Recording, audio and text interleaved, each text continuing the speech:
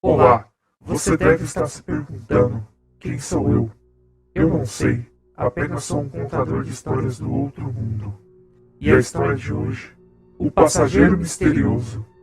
Às vezes, você assume os empregos que pode, mesmo aqueles que fazem soar um alarme dentro da sua cabeça, dizendo que algo simplesmente não está certo. Eu estava tendo esse pensamento quando eu olhei para o meu passageiro, que estava esperando em uma esquina. Era cerca de 11 horas da noite e eu mal conseguia distingui-lo por conta da luz fraca do poste e essa luz piscando. Ele estava parado ao lado de um ponto de ônibus, em frente a uma fazenda de milho.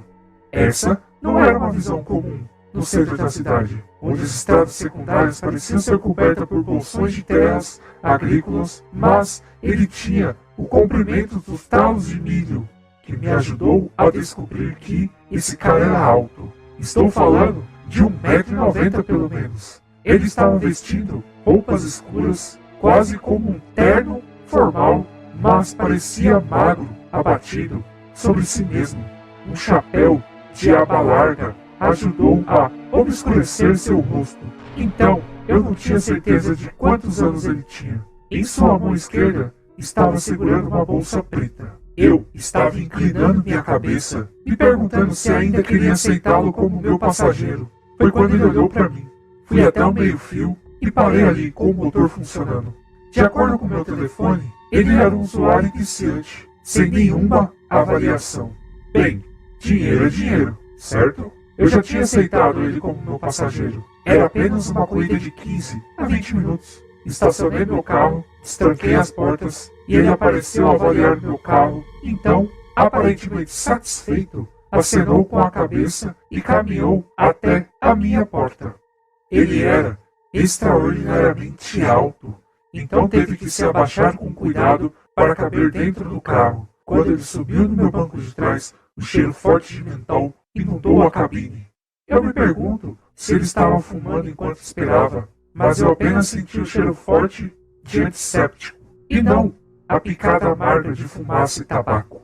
Uma das graves desvantagens de ser um motorista de Uber é que seus ocupantes tendiam a ter odores interessantes. Sempre borrifo um perfume no carro no final do meu turno, mas sempre ficava algum odor persistente por alguns dias.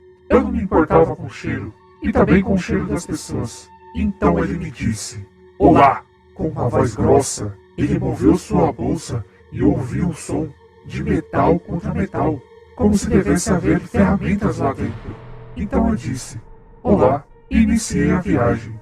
Então, após iniciar a viagem, eu observava meus passageiros. Se eles estivessem interessados em bater um papo, eu faria uma pequena conversa, mas caso contrário, eu apenas ouviria o rádio e cuidaria da minha vida.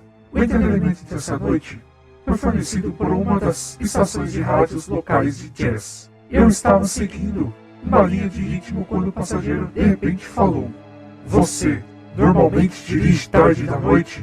Ele perguntou.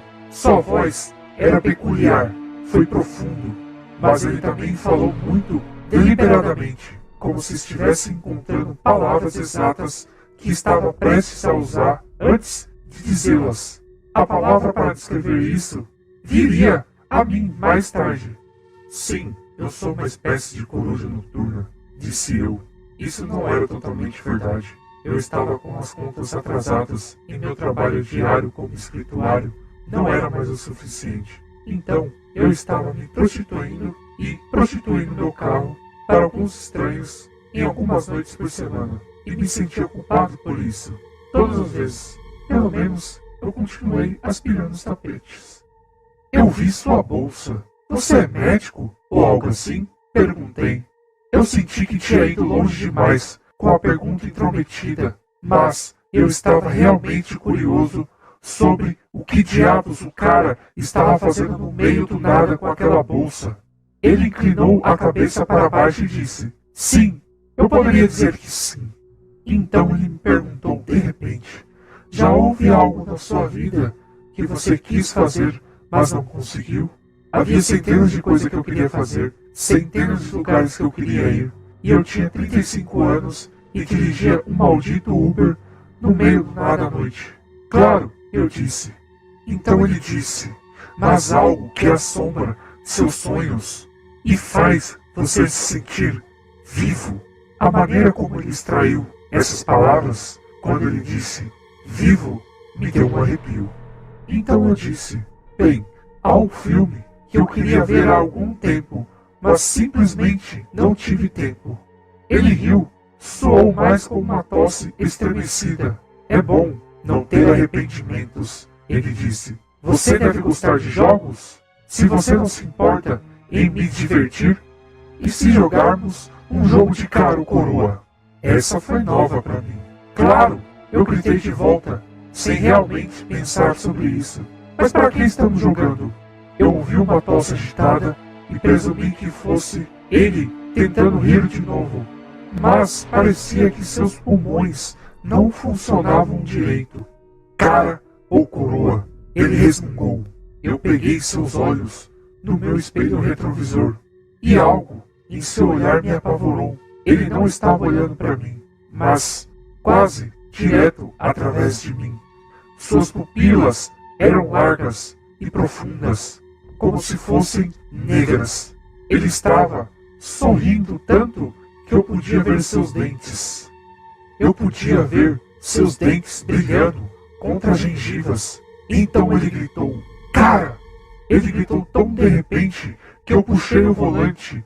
Eu podia sentir sua respiração em meu pescoço. Deus, aquele cheiro de mentol era tão forte e ele estava encostado no meu assento, a moeda presa entre meus dedos. Coroa!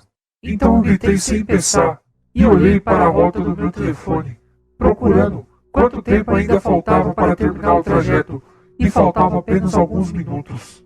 A moeda girou no ar com um dingue metálico. O estranho o pegou no ar e se aproximou enquanto abria lentamente a mão. Mas então seu rosto encheu de decepção. Ele encostou no banco e cruzou os braços. O que foi? Perguntei, ainda me sentindo um pouco chocado com sua explosão repentina. Eu acho que eu ganhei. Mas o que eu ganhei? Ele permaneceu em silêncio, e o silêncio repentino me assustou. Comecei a pensar novamente sobre o que ele estava fazendo num ponto de ônibus tão tarde.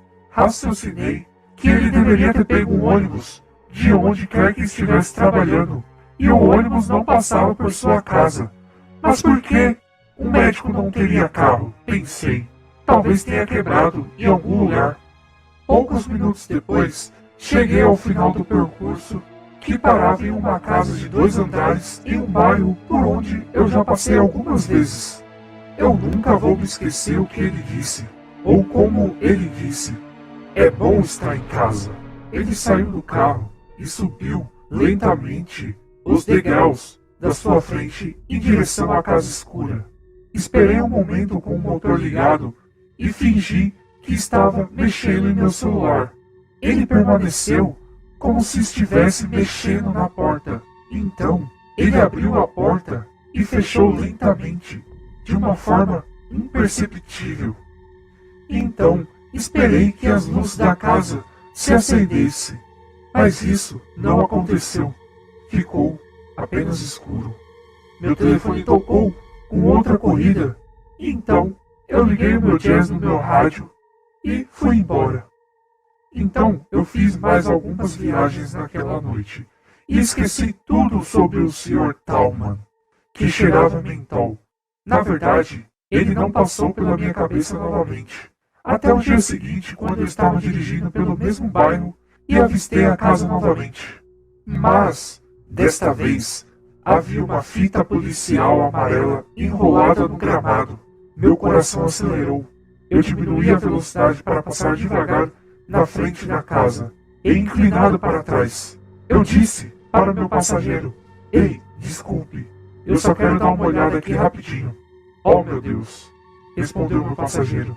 Acho que eu ouvi sobre isso no noticiário esta manhã. Então eu disse, no noticiário? Esta manhã? Eu me mexi desconfortavelmente no banco e senti que suava frio. O que você ouviu? Perguntei. Um vizinho viu a porta da frente aberta e deu uma espiada lá dentro. A família inteira foi massacrada.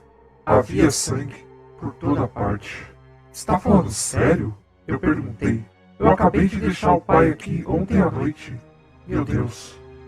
Então meu passageiro disse: Oh meu Deus, sério? Você provavelmente deveria contar à polícia. Eles provavelmente têm muitas perguntas. Ela estendeu seu braço sobre o assento com seu telefone e me mostrou um artigo que ela tirou do noticiário local. Família de 5 pessoas morta em assassinato horrível. Olhei para a manchete e depois para a imagem da família, todos sorrindo, sem saber que suas vidas iriam ser ceifadas em breve. Espere. Olhei para o pai, quero dizer, realmente olhei para ele. Esse não era o mesmo homem que eu tinha deixado na noite anterior. Eu tinha quase certeza disso. Por um lado, ele não estava se parecendo com o pai da família. Mesmo que eu não tenha dado uma boa olhada, o rosto do pai na foto parecia muito menos severo e definido. O homem alto, meu passageiro, embora seu rosto estivesse quase todo escondido pelo chapéu, eu vi que quase se assemelhava a uma escultura em madeira rústica.